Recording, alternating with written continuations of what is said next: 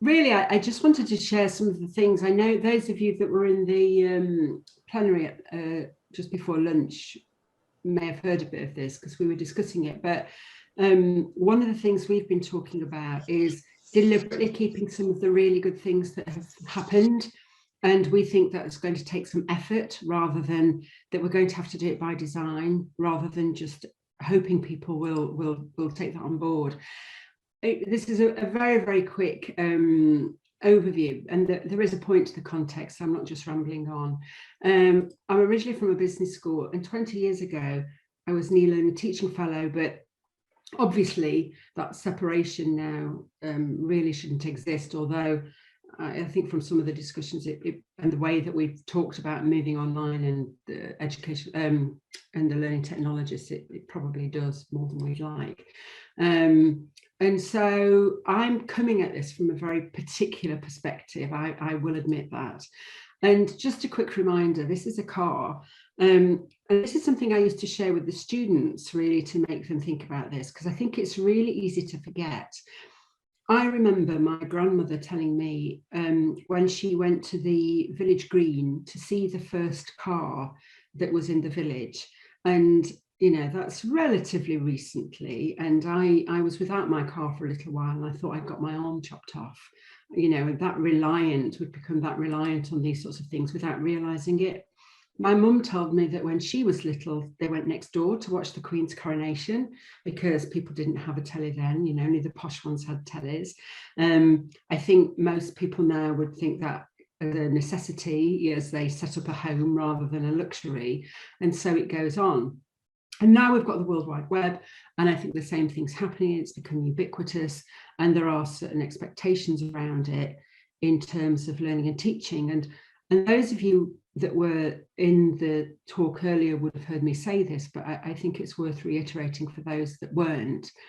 Because of my sort of commercial background before I came into academia, one of the things I think we will have is this bit of a limbo for a while where students expect to be able to go to the lecture and watch it online if they want to, because it will affect the perceptions of our offer to them.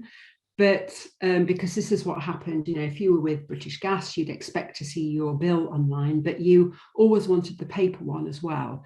Most people over the last sort of 15 years have become comfortable with just having their bills, you know, sent online. They don't expect a paper one. But there was that awful period for companies where they had to spend a lot of money making sure people could see the bills online, which for years they never looked at.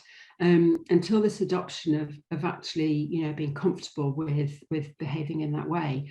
And I do think for a while, universities are probably with students going to see some of this. Their perception will be, well, if it's not online, you can't be, you know, you're not looking after students, but they'll still expect the on-campus experience and to be able to do either or, which, okay, if you're only recording the lecture and putting it up, but I wonder whether students might actually want other things, you know, that a properly designed online offer and a lecture. And as we all know, the designs of those things, you know, are potentially very different.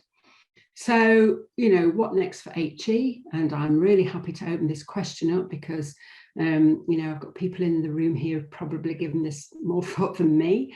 I mean, I think when we look at artificial intelligence, we're bringing some of that into our annual learning and teaching conference. We're actually bringing in, for those of you who don't know, and there's no reason you should know, NTU are doing a lot of work with the college at Mansfield as an outreach basis, because it's been identified as an area for development. And they have got the most marvellous medical sort of virtual reality gizmos over there that we are going to showcase, and I think we're thinking that there may well be more of this. I was at Derby, and this was very much in their thinking a long time ago, and I think they would admit they've spent money on things that didn't go forward, but they were willing to give it a try. Okay, so what a year. most of us are sort of in that academic practice, supporting learning and teaching, educational development role. And, we can look at this from sort of three aspects, really. The individual, so, it's brilliant that it might have moved my individual teaching on or my skills on. And we've got many academic colleagues who are very proud of themselves for having gone into this world, even if, pedagogically awkward or perhaps not ideally, but the fact that they've actually ventured into an online world, they're extremely proud of themselves for, and so are we actually, because it's taken them a huge effort to do this. We've built a community around this. We have the Trent Institute of Learning and Teaching, which is a university-wide umbrella that I look after as part of my remit. And we've actually put Tilt online. And this actually is absolutely a deliberate thing that we will not move back on. It has been fantastic. We have had more participation in it than we've ever had. Geographically, we've got campuses all over the place. We've started to invite our international partners to contribute. We've got spotlights, we've got themes, we've got all sorts of different ways of sharing. People are sharing actively in that platform without us. They're talking to each other without us. That real community sense of helping each other has really flourished there. And we absolutely want to keep that. And we will be taking deliberate steps to make sure, well, we'll be very mindful. We don't want to, there's that balance, isn't there? We don't want to interfere and kill it, but we don't want it to stop either. And then there's the institutional, sort of, we've got the institutional remit to look at. And I think looking from that institutional remit, we really have got, our lessons are the absolute dedication of our staff, I think NTU has got a culture of that, so I think we're quite fortunate in that respect. The fact that necessity is the mother of invention, and we don't want another pandemic, but it has really come to some fantastic ways of assessment that have really come out of the box, and people have really given some thought to, as we would want them to, in terms of what are they actually assessing. And they've worked very closely with people in the Centre for Academic Development and Quality around what these things might look like. And the lesson that we have really learned is that flexibility is the key in our ways of working. And that actually is going to apply to us actually as we move back onto campus. So we know we've had this forced shift in practice, and we all know that was forced. It was panic initially, and I'm sure we all know what sense of level of panic that was. But we have had this extremely positive change in attitude to using and embedding online assets, I think, into things moving forward. And, it is a government driver for the institution, the way that that we use technology with students and accessibility and things like that. And so, we know that some of our key targets are being met. And like I said to you, those that were in the session earlier, our 4-year plan for bringing in more technology and this blended learning and issues like this, our 4-year plan, the team will tell you, more or less happened in 4 months. I'm not saying, the quality of whatever we think we've got there over the year, so I wouldn't vouch for it to, and there's more to do, there's absolutely more to do. But that team, I'm surprised they're still standing, actually, if I'm honest. And so we had quite a discussion about this a little while ago, actually, because as executives do, those of you that have worked with, in this type of thing, we were asked quite a while ago to be extremely explicit as a leadership team in our department, what we wanted to keep and what we were going to do, what practice we were absolutely changing. And that includes the way that we work with each other, as well as across the institution. And so we do think that we want to take advantage of this way that delivering teaching and learning happens. And as David Baum said earlier, these two things aren't necessarily the same.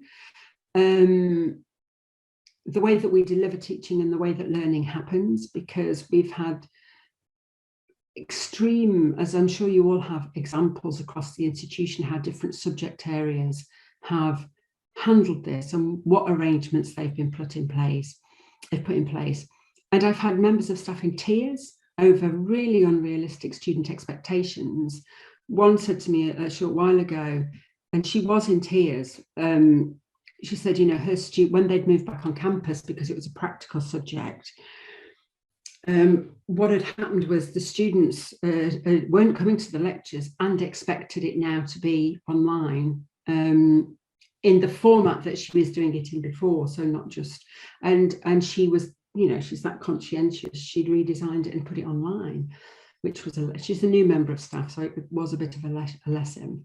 So I thought this perhaps is one thing that might be interesting, and I would love to hear your thoughts on this. Who decides what we don't want to let go of in your institutions? Because we might all lovely say the students, but it's this, you know, but if executives say, well, this is going to cost too much, who do you get a sense in your institutions might be the deciders of what we don't want to let go of? Because some of the things we don't want to let go of have got cost implications. Any ideas? Any thoughts? Any of you already discussed this in your units? No? We haven't discussed it as such. I think what we do agree on is that a bit like the student said this morning, and what Dylan said, is that this is a great opportunity, and we don't think we want to go back to whatever normal was, you know. But what we keep, well, that's the big discussion that we're having at the minute. As I really agree with your point, Sandy, that people want both. Students, if you ask students, they want the convenience of both. Of course, how the utilities got around that is they started charging you if you wanted the paper bill. You know. Yes, so, some do, but I think they've all dropped that now. But you know, but there is this changing. It was very uncomfortable for a while, the expectations versus the reality. You know, and that was you know, obviously in a different arena, but I agree with it. So who decides? Because if the students say, well, actually, we'd like to be able to come to the lecture if we want to, we don't think just recording the lecture is good enough anymore. You know, we actually like to be able to engage. You know, maybe we say to students, well, you have to engage at the beginning, you know, opt at the beginning how you want to engage, but that's twice as much work for an academic colleague.